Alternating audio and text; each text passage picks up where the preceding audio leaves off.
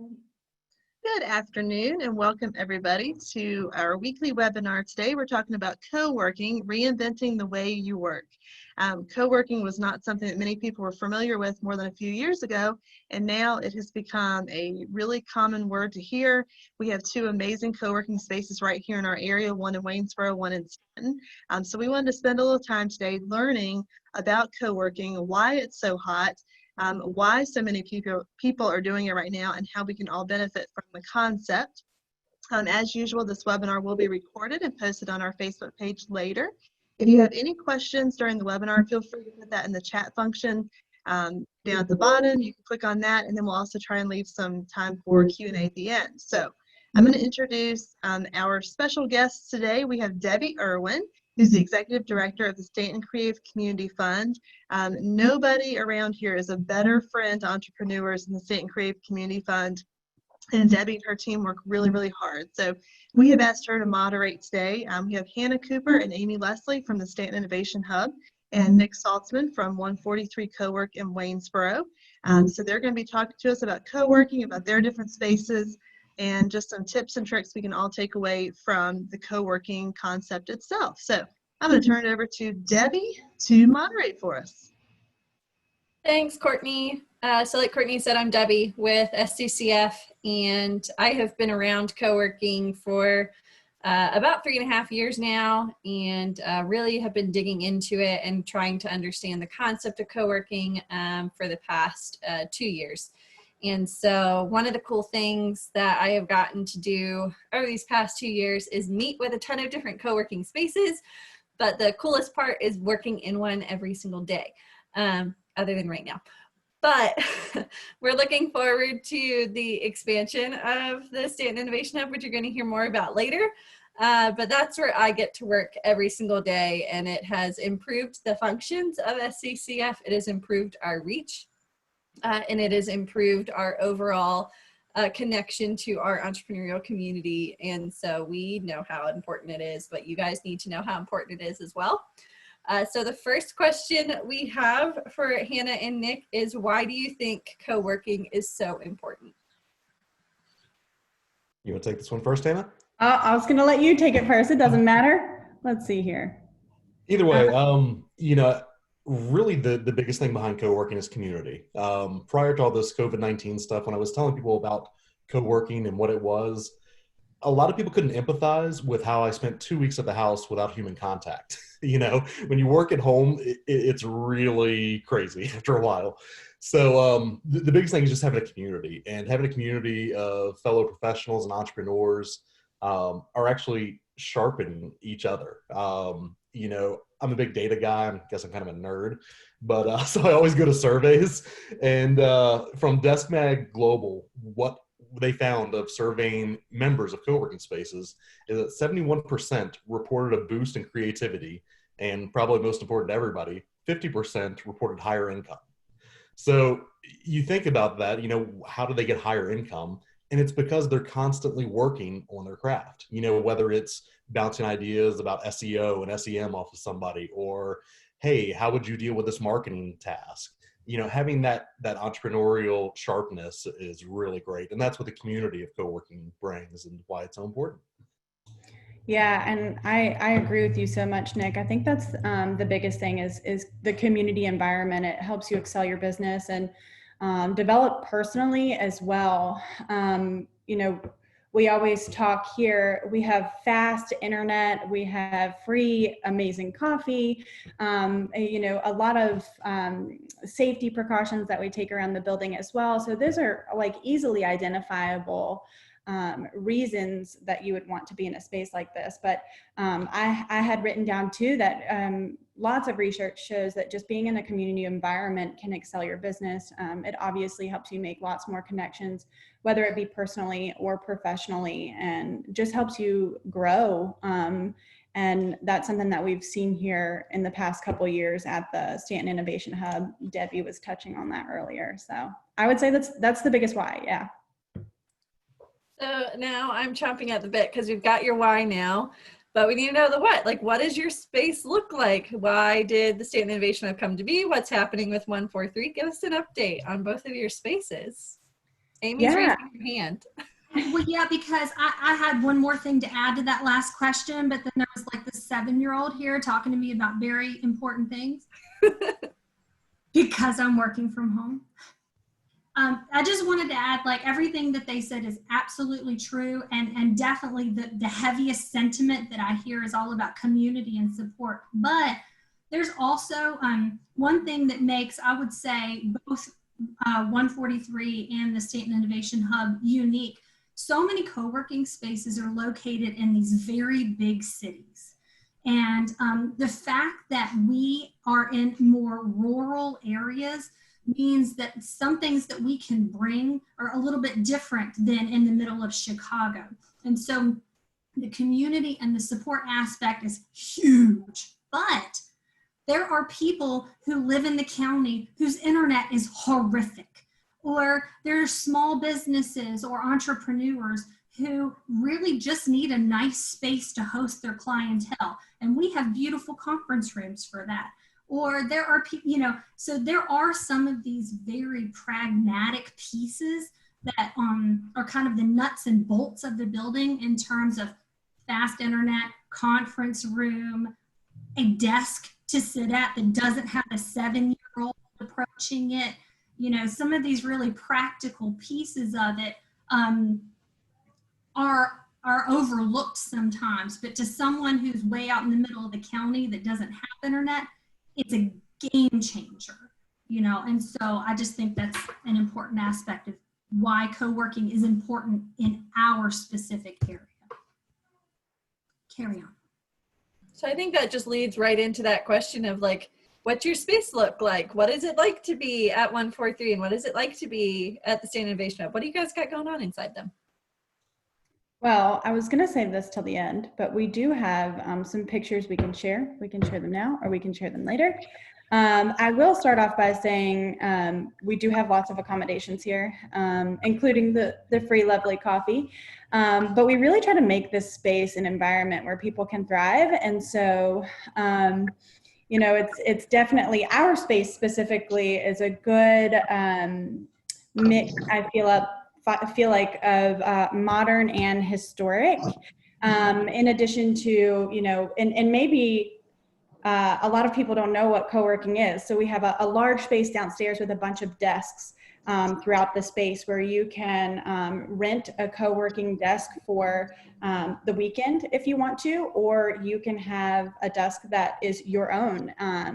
We also have private offices upstairs. We have 2 separate buildings, actually. We have 32 North Augusta, which is our current building here, and that I'm in right now. And then we also have a space that we are working on that's under construction that's going to be much larger than the one that we're in now.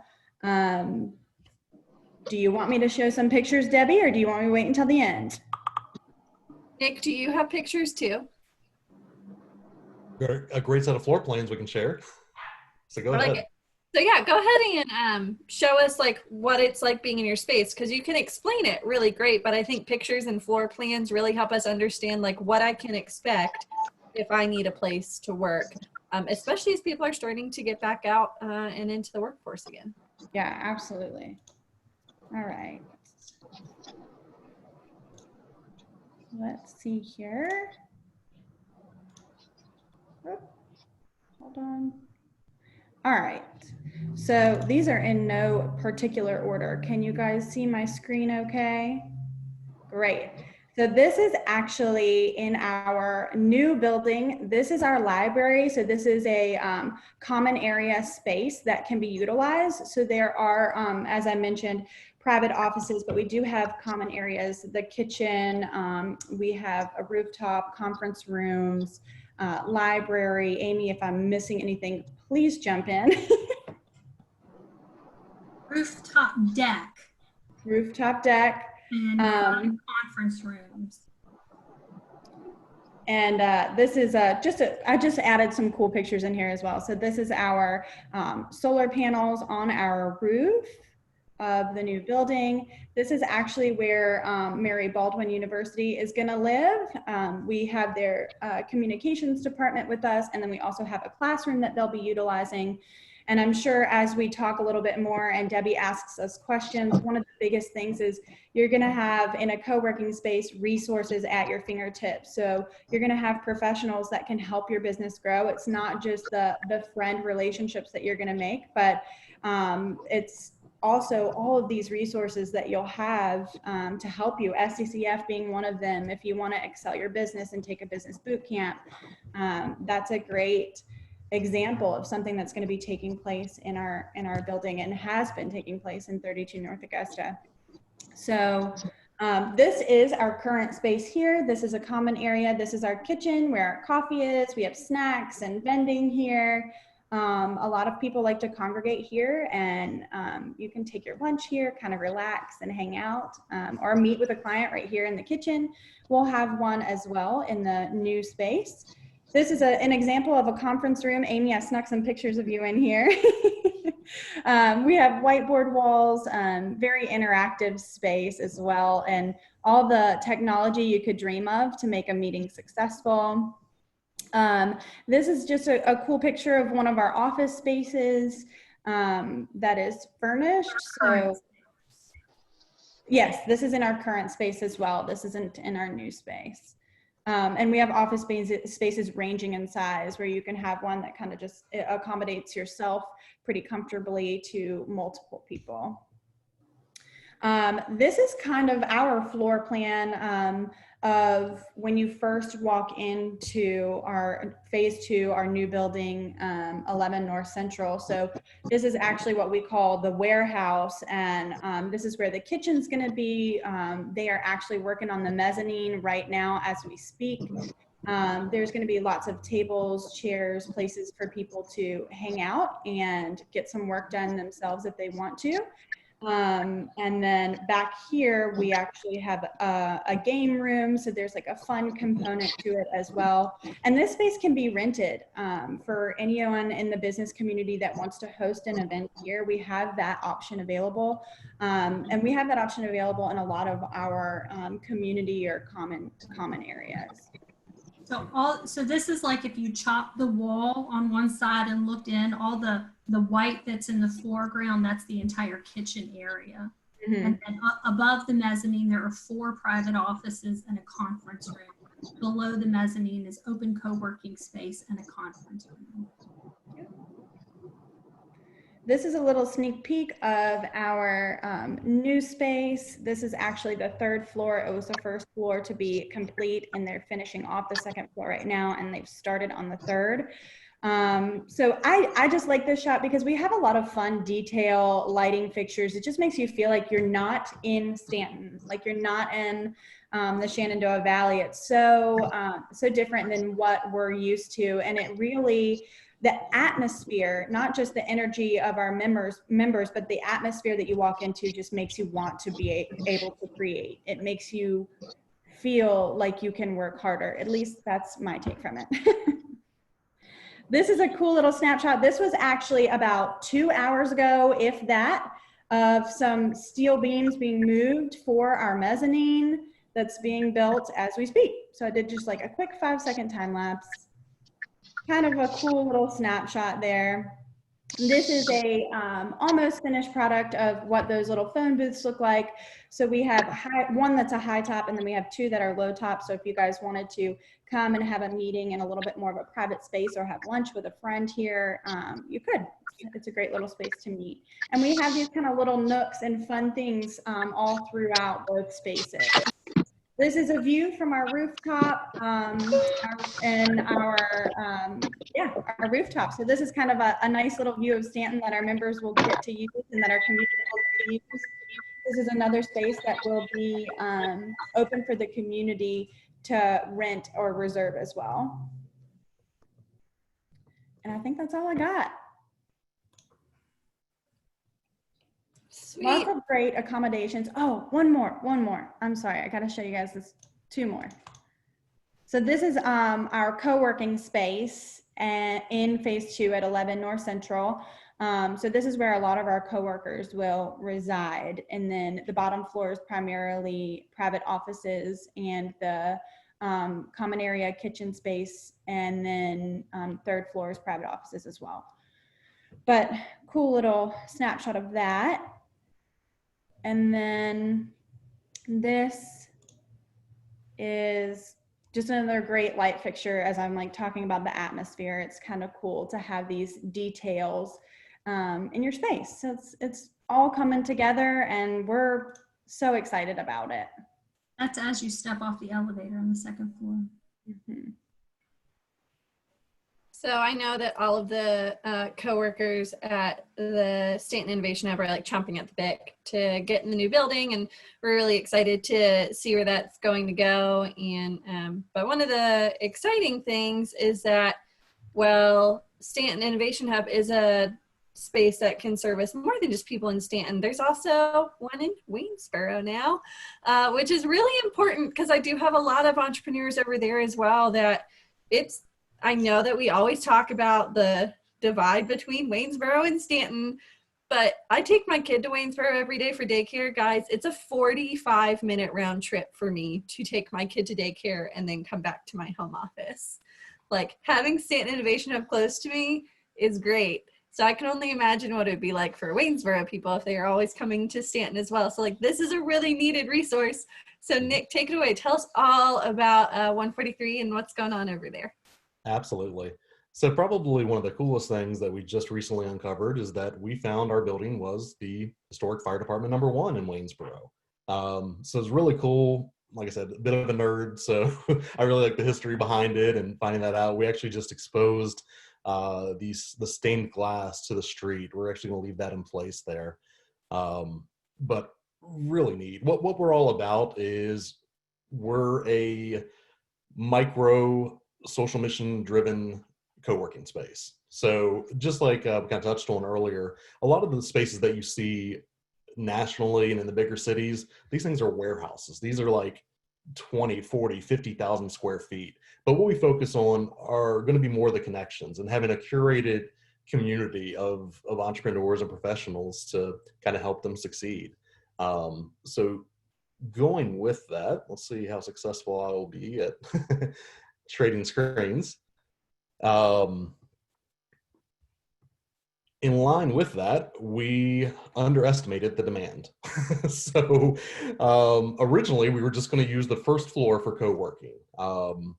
We've been kind of blown away by the number of people that are looking for co-working space. So we're actually going to use this platform to announce that we are co-constructing the second floor into co-working space as well. What that means, we're going to have a lot more room for people to stretch out and to grow, as well as some cool views of the backside of the mountains from the conference rooms upstairs. So if we were taking a look at that facade picture, what we'll have up front here is actually a work bar, kind of similar to our neighbors across the street at the French Press. They have a really cool spot right there by the window. You can just look out at the street and work or not, your choice.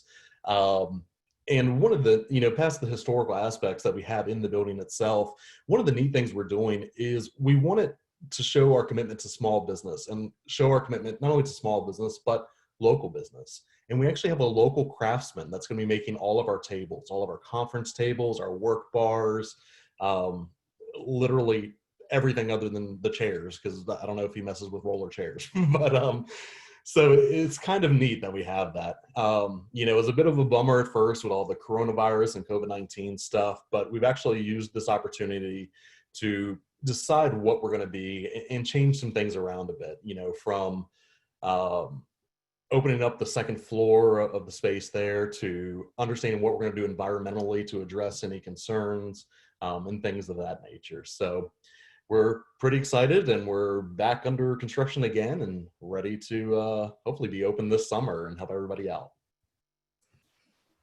Nice. So I think that's one of the coolest parts of being in a co-working space and being around co-working is each of them are so unique. Co-working spaces serve a different mission depending on what co-working space that you're in. So it's not all the same.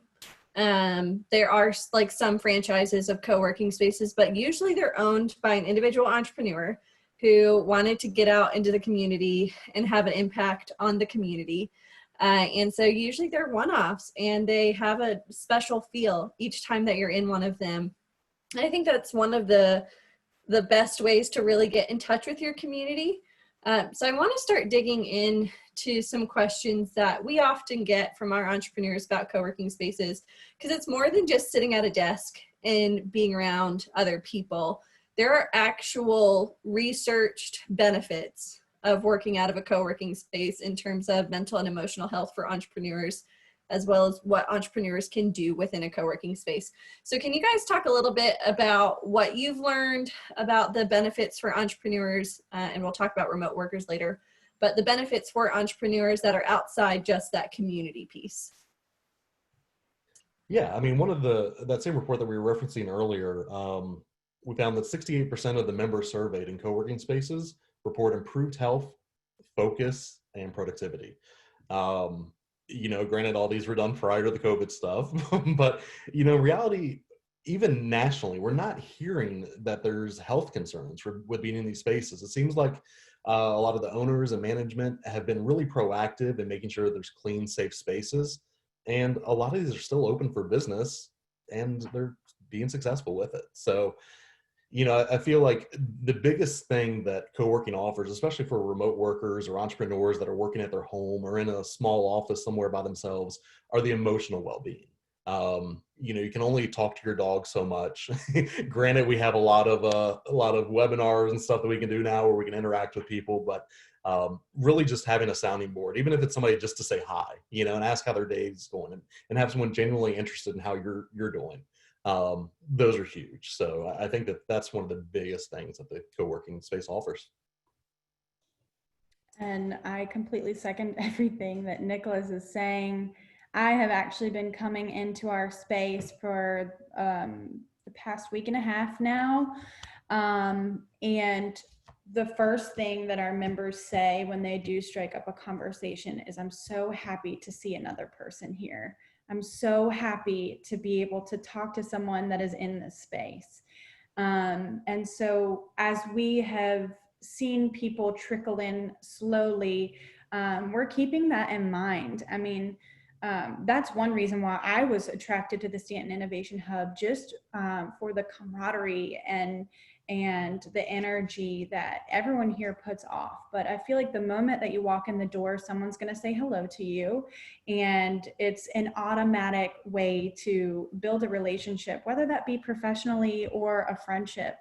And I think that that's one thing that's being kind of pushed to the back burner throughout this coronavirus situation is, and the media is covering it a little bit, but is mental health right now for the folks that have been in and around people on a daily basis to be shut in for so long, especially if they already have current mental health conditions at all. It really takes away from being productive. And so I think co-working itself it's incredibly important, especially for the members that we currently have. And so we've kept our space clean, and we've made sure to follow all protocol to make people comfortable. And we're happy to see that's working, and our members are slowly but surely coming back in. But yeah, I definitely think there's a huge mental health piece to it. There's a ton of statistics out there, as Nick was touching on, to show the benefits of being a part of something bigger than yourself and something bigger than your business. You just really feel like you're contributing to more. You're Debbie's contributing to tons of stuff within our little ecosystem, and she's helping so many businesses within the hub, and that's just a really rewarding feeling, and it makes you more passionate about what you do too. So yeah, I think the biggest piece about the mental health side, I know for SCCF in particular, obviously I'm working from home pretty much all of the time now, and the mental toll that it's taken on me has been extremely severe. And I see a couple entrepreneurs on this call right now. One of the first things that we talk about in our business boot camp is the entrepreneurial journey. And about quarter of the way through the entrepreneurial journey, entrepreneurs hit this thing called the entrepreneurial trough of sorrow. It's a recognized term. And it's where we go through these really, really deep, intense periods of, I don't know what I'm going to do next. I don't know how to get over this hurdle. And so my husband and I were getting a business started before COVID happened. And we were able to brainstorm with a lot of people inside the co-working space. And we actually like held a couple meetings in the co-working space of other people who are in that industry. And that feedback really started helping us get out of that trough of sorrow a little bit, because that innovation, that brainstorming, that feeling like you're a part of something really drove us forward. But now we're at a point where we had to let the business go. And like, that's really hard. And it's like a big blow to take. But there's something about still being around those people and being able to say like, this really sucks. And they're like, you know what, you're going to figure out something else. And so when you have people of a similar mindset around you like that, it's so important. And so I'm excited to get back into this space because I have been needing that, not having that around me and not having like, we're doing some things with a couple other executive directors. And I was like, I just need to talk to you people because I'm losing my mind. Like I just need help. And I usually have 2 executive directors on either side of me. When I'm in the innovation hub, I can literally just walk over to Tom's office and be like, Tom, have you ever experienced this? Please help me. And so that's the beautiful part of co-working space. You can be going through your entrepreneurial trough of sorrow because we know how lonely the entrepreneurial journey is, because it's your business, which means no one else is going to fully understand it. So it makes it very lonely. But having those people there to be like, I feel like crap today. I don't feel like any of this is working. But then also we had one entrepreneur who just had a major win in the innovation hub, and then him being able to share it out, this massive win, and you have like 50 people jumping on and celebrating with him. Like there's just a beautiful part of that. And so we know how important that is. So we've talked a lot, and SCCF talks a lot, obviously, about entrepreneurs, but there's one other really big, important piece of co-working spaces that I think is really important to talk about, and that's remote workers. Co-working spaces aren't just about your entrepreneurs. They're also about the people that work for big corporations or that work for bigger companies and then also utilize those spaces. So what do you think about remote workers? What benefits do remote workers also get from being inside a co-working space? Yeah, Debbie, we're like exploring this so much right now because so many major companies, I mean, Facebook, Twitter, Spotify, tons of large tech companies are saying, okay, 50% of our employees are going to work remotely now. So one, it opens up an opportunity for that employee to find a place where they really want to live. You know, they don't have to follow their job, the destination that their job is in. Now they have that opportunity to come to a beautiful place like the Shenandoah Valley and work at 143 Co-work or at the Stanton Innovation Hub and enjoy all of the amenities that are around us. Not to mention they have the technology that they need to be successful within their company. And then they also still have the feel of being in a big company with lots of people surrounding you because of all of the coworkers, of all of the people within the Stanton Innovation Hub as well. So, you know, there's a huge benefit to, you know, a larger company housing their employees within a co-working space. It's not just the great internet, the technology, the firewalls, and everything else that goes into it. But it gives them a little bit more flexibility in their personal life and their professional lives. Yeah, and just to touch on that, you know, I've actually done both, from the large Fortune 100 companies to my own startup that I grew to an international business. So I get it from both sides. And I think for the remote worker of a larger company, it's really important to have that spark again that entrepreneurs create.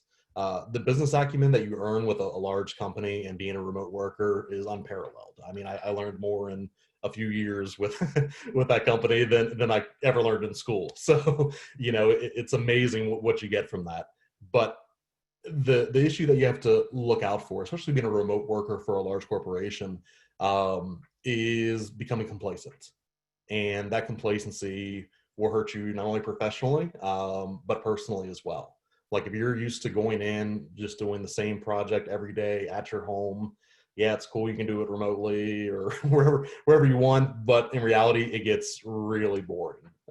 So having somebody else there that can just kind of share in that journey and offer ideas is really important for that.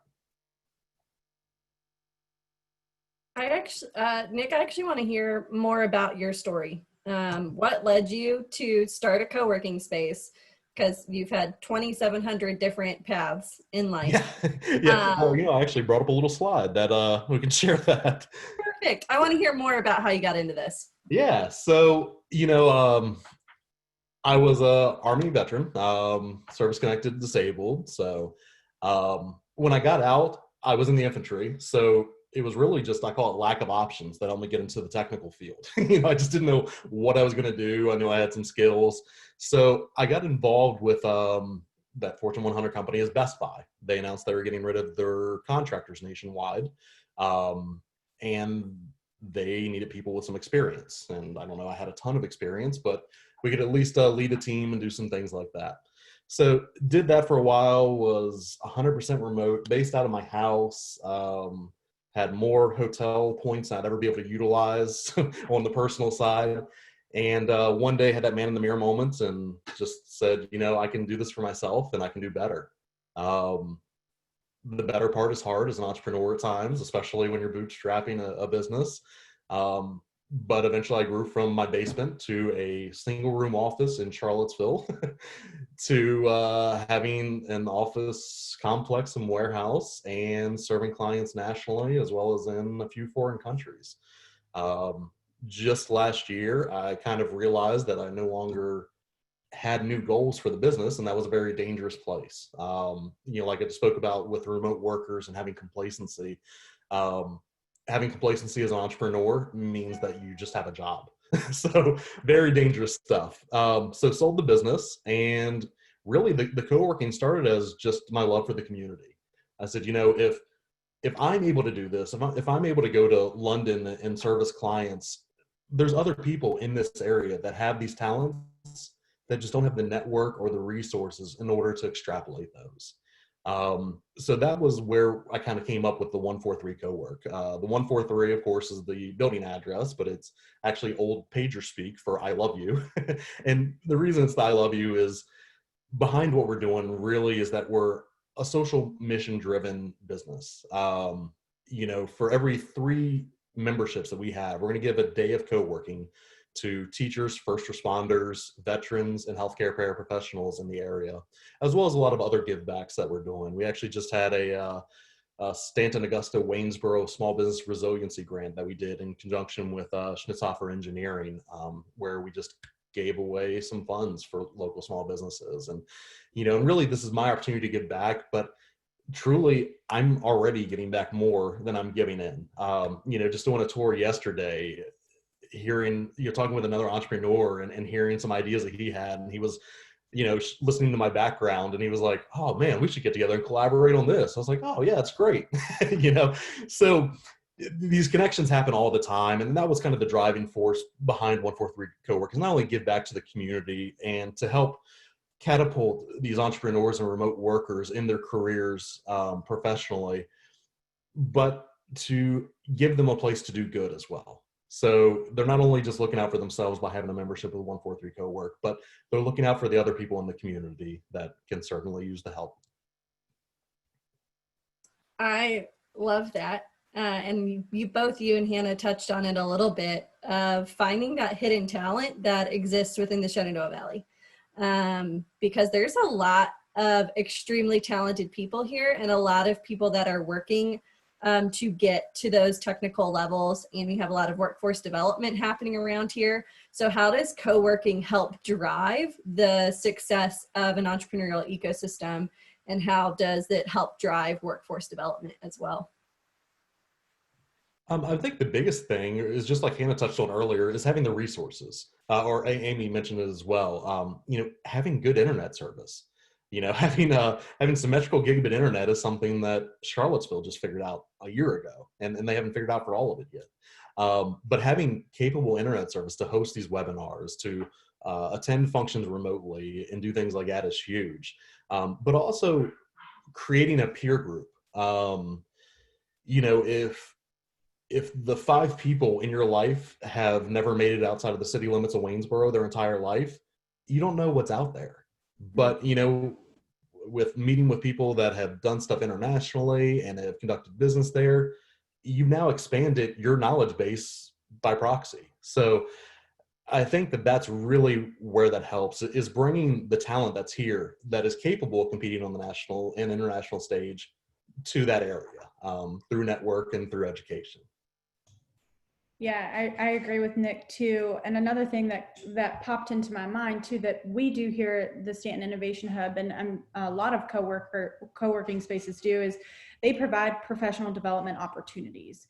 So, speaking to peer groups, you form those in these great classes that we have that people host here. So, and we're going to further that even more as we expand, but just having Stanton Creative Community Fund in here doing business boot camp is a valuable resource. And, you guys doing Tuesday tips and having that available for our members, all of these things elevate those entrepreneurs to a different level and just really gets wheels turning. And so, and then within those groups too, and within these smaller professional development series that we have going on, they create relationships within those groups too. I was fortunate enough to take business boot camp because one day I want to be a business owner as well. And I made great relationships within that group. So, there's definitely something to be said there too. And lots of professional development opportunities in addition to the other resources that are already here. When you were talking, I just jotted down resources, and yes, internet, and yes, lots and lots and lots of Crucible coffee is important. But one thing that I feel like is maybe the most beneficial, whether you're a remote worker or an entrepreneur, when brand new people come into the building and I'm giving them a tour, I start planting the seeds right away that what we're building at the Stanton Innovation Hub is more than just a place to get work done, and that we hope and we encourage every single person that comes into the building to share the gifts that they have. And so sometimes that might be networking and they know people, and sometimes they know about how to fix technology stuff, or they might have marketing knowledge, or they might have physical resources or whatever it is. And every person, whether they're joining or not, just kind of as a part of my tour, a person taking up a third of our real estate isn't any more important or valuable than the individual coworker who's only coming in Monday through Friday, 8 to 5, because of what they have to bring. And so from the very beginning, I encourage all of our members to bring it. And so that might be in the form of teaching a class, or that might just be in one-on-one mentorship with somebody, or that might be in hosting regular professional development hours. And so when we talk about what resources do we bring, our strongest resource, as cheesy as it sounds, our strongest resource are the people that are in the building, because everyone has value and everyone has really incredible knowledge or experience or whatever to bring. And so the remote worker who works for the big company, who has a full IT department, doesn't have it right in this building. But I have Dan, and he's sitting over in the corner, and he works for Quick Fix, and they can help you right now because he's contributing to the fiber of what makes our entrepreneurial ecosystem so valuable. So that's my thought on resources and value. I'm going to pull it up in just a second, but the Kauffman Foundation has a really good definition for what an entrepreneurial ecosystem is. But while I'm getting that pulled up, for those that of you that don't know what an entrepreneurial ecosystem is, it is a buzzword within the co-working space and within the entrepreneur space. But you guys have big plans, both of you do, both spaces do, for what you want to do next. And so especially with programs that you want to start offering or different things you want to offer in your space. So talk to us a little bit about what you're doing in the future, what your hopes are for the future, and if you have any requests out there for people on how they can help you get to that next spot within where you guys are wanting to take your spaces. Thank you for that tee up, Debbie. Currently, we have a survey that's out. We are actually designing some new programming for the Stanton Innovation Hub that goes anywhere from networking socials that take place on a monthly basis to professional development opportunities and beyond. It is on our Facebook page. It's live on our Facebook page, and then I'd be happy to share it with all of you as well. I'll grab the link before I end here. And so we're really looking for community feedback to help us develop beneficial programs and events. We have a really, it's an interesting space because the business crowd within a co-working space is so diverse. So you know, there's going to be things that suit one business and don't suit the other. So we are working on developing more of that now. And then as you guys keep an eye on our Facebook, you guys will see stuff pop up for the future. We are going to do a big ribbon cutting eventually. And I'm sure 143 Co-work will too. When the time comes and when things are safe and secure, we are excited to do that as well. Yeah, and you know, we're following pretty much along the same lines. We're taking a look at programming and professional development that we can put into there. One of the things that we've been pretty excited about was the feedback that we got from the SAL grant, the Small Business Resiliency Grant, and we were actually looking to extend that in person, which is where it was based from originally. But not only just continuing that grant, but changing it to an entrepreneur in residence program. So offering some space for some burgeoning entrepreneurs, and more important than any finances that we can give is just some mentorship. You know, we have a group of really strong entrepreneurs, and you know, I wish I would have had somebody like that in my corner. I would have been this much further in life if I had it at that point. But you know, really just kind of giving back to those individuals that come there and want to be a part of something bigger. So, yeah. So everyone keeps talking about like this something bigger. And so I'll give you my definition of the day for your new thing to learn today. So the Ewing, Marion Kaufman Foundation is the leader in entrepreneurial ecosystem development. They've been studying it for the past 10 years, and then I've been doing a lot of strategic work specifically over the past 6 years. So they came up with a really powerful definition that I've used in all of my grants to the state when it comes to entrepreneurial ecosystem development and making sure entrepreneurs get what they need. And it says the essence of an entrepreneurial ecosystem is its people and the culture of trust and collaboration that allows them to interact successfully. A thriving ecosystem has many elements, including entrepreneurs, talent, knowledge and resources, champions, conveners, access points, intersections, and culture that is rich in social capital and collaboration. An ecosystem that allows for fast flow of talent, information, resources, helps entrepreneurs quickly find what they need at each stage of growth. As a result, the whole is greater than the sum of the separate parts. So having two co-working spaces in our little Stanton, Augusta, Waynesboro area is so vital to making sure our entrepreneurs and our remote workers are successful. And then having different programming exist within the spaces, having different programming exist outside of it, whether it be the SBDC or the chamber or the community foundation or whoever else it is, all of those parts make our community a better place to be, and it will help our entrepreneurs be more successful in the long term. So co-working spaces are so much bigger than just a space to be in, as you've heard today. So I want to hear from Hannah and Nick if you have any like last things that you want to add, and then from everyone that's joined in if you have any questions or feedback on what you think of co-working or where you want to co-work.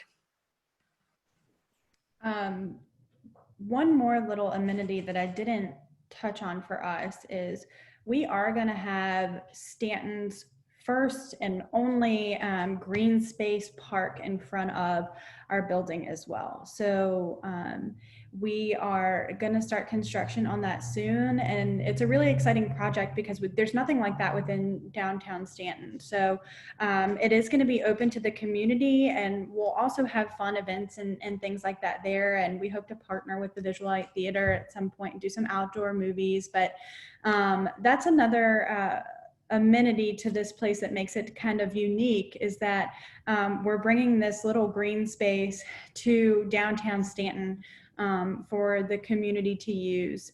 Young and olds and anybody and everybody will be welcome there. And so that's one more thing I wanted to add. And then additionally, I just want to thank the Chamber and Debbie and Nick for doing this with us. The Chamber, as most of you know, I was there for 3 years. Not long ago, I departed from the Chamber, which was so difficult, but it has been so cool for me to use the benefits of a Chamber membership while I am at another business. And guys, I know how to use my Chamber membership, okay? So I just appreciate everything that they do, and I was thrilled that they asked us to jump on this webinar with 143 CoWork and with SCCF. So thank you all for everything you do, and thanks for having us. Yeah, and just to piggyback on Debbie, really what these co-working spaces do for these communities is they create a vibrancy, and they create a revitalization that we've seen so successful in other cities, you know, especially with our area and the economic challenges that exist, and you know, the difficulties in transitioning the workforce from labor or manufacturing based to more technical based. We've seen some communities really explode and become tech centers because of places like co-working. So I would just encourage everybody that even if you're comfortable at your house, wear your slippers to Stand Innovation Hub and stop in for the day. Like, I don't think they'll mind as long as you don't cause any problems. Or, you know, when we get open, please stop by and visit and just see what the community is about, you know, and try it out for yourself. And I think that that'll go a long way towards creating value for everyone in the community as a whole. So I just want to thank everybody for giving us the time today to share and taking the time to listen. And if you have any questions, we'd be glad to field them.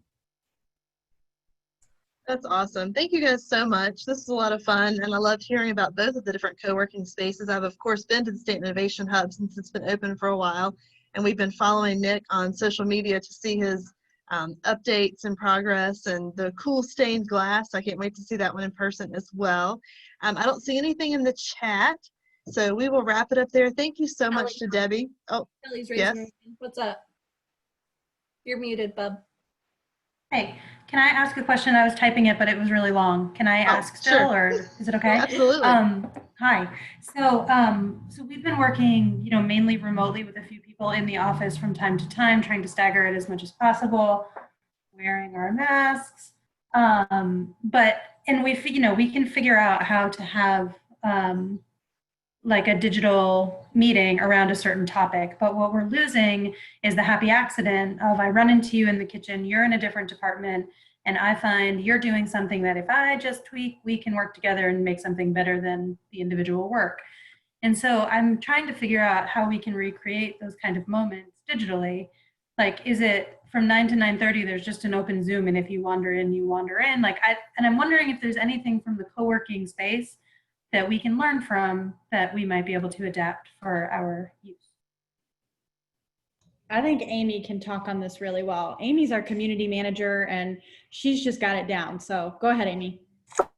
So I have, for the past, I don't know, like 500 weeks or so, I have had an open office hour from 12 to 1. I have a Zoom room that's just open every single day.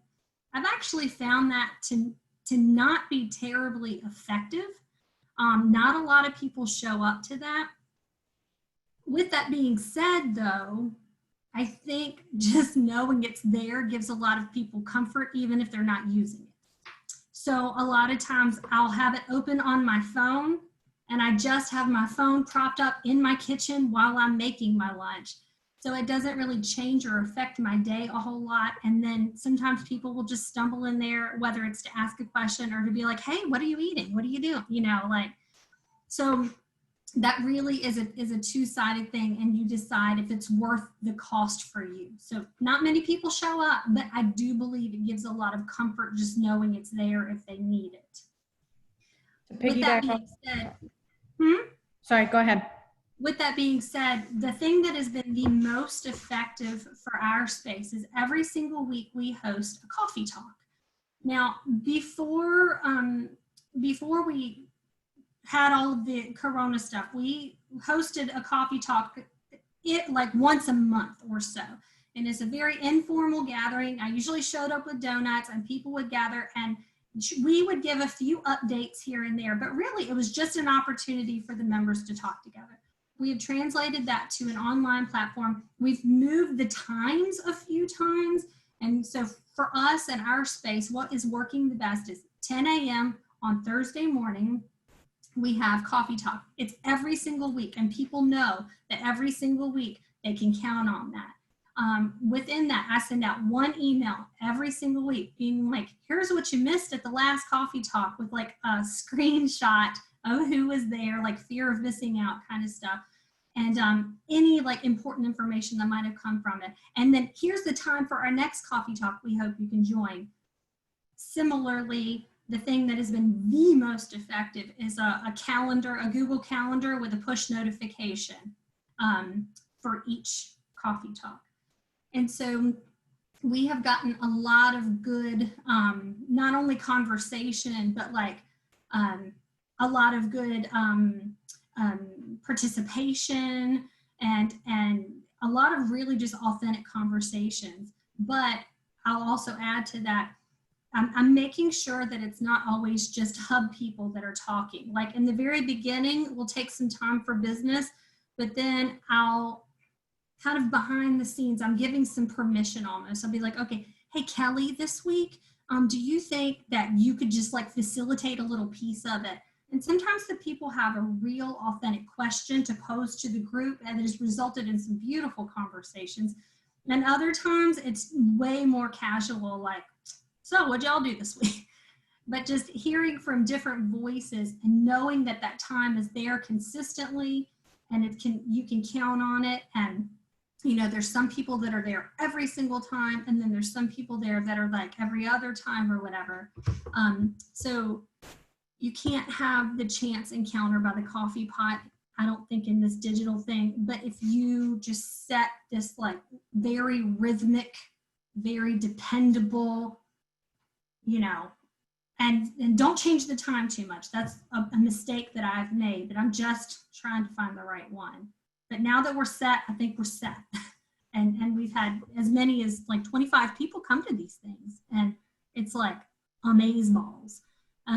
We also use Slack within our organization, and that's like our innovation hub communication channel. The people that use it well. The people that use it a lot. But I would say maybe only 30 to 40% use it. So the people that are on it, like you can have a lot of these chance encounters. Like people will just throw out random comments like, here's what I'm working on, or hey, what are y'all doing? You know, just like over the water cooler. But it only works for a certain. And on Slack too, people will reach out and say, for instance, Jason, I see you on here, but you know, he's doing some work that he needs some volunteers for. And so he reached out to the hub community asking them, hey, Jason, for participation through Slack. So it's been a really great tool to be able to kind of pass those ideas along as well and try to get feedback from people. That was an excellent question, Kelly. What were you going to say, Nick? Go ahead. I was going to say, I think they covered it well. I think we had a lot of, when we were doing the international stuff before the business, having a messaging app and having the culture and the tone that pretty much anything goes in there is okay, right? I mean, you know, of course, no hate speech and all that stuff. But if you just want to send a photo of I don't know, a weird car you saw while you were out, or, you know, things like that. It sounds silly, but it actually spurs that communication, and it spurs those moments where you can have those happy accidents. So, yeah, I would definitely encourage some social media. Yeah, that's awesome. Anybody else? Any last questions? I would also echo the Slack component. Slack shows who's online, so you can have happy accidents in that way, that you're like, oh, Kelly's online, so I'm going to go check with her and see what her thoughts are on an idea I'm working on. Very cool. All right. Well, we appreciate you guys being here. That was excellent. Thank you again to Nick and Hannah and Amy and to Debbie for moderating. We appreciate you guys. That was really interesting. So be watching for information for both the phase 2 of the State Innovation Hub and 143 CoWork to be opening up and doing some fun ribbon cuttings and events. Debbie's excited because she's getting a new office with real people and not 2-year-olds. Yeah. But anyway, we appreciate you guys again. Join us for these weekly webinars. Next week, we are actually going to be chatting with our economic development officials from all 3 localities, Stanton, Augusta, and Waynesboro, to get an update. And the Chamber has also been part of the SAW MSA Recovery Group and Task Force, and we have some really great information and guidelines and resources for businesses coming out. So we're going to hear about that too. So be sure you register for that. We are going to continue these weekly webinars at least throughout the summer, because they've been really good opportunities for us to engage with members, to share information, get resources out quickly. So if there's anything that you want to hear about, or speaker suggestions, or if your company would like to sponsor one of the webinars, please reach out to us at info@augustava.com. and we can help you out with that. I hope you guys have an awesome day. Watch for this recording to be up on our Facebook page or website and our Facebook page a little bit later today.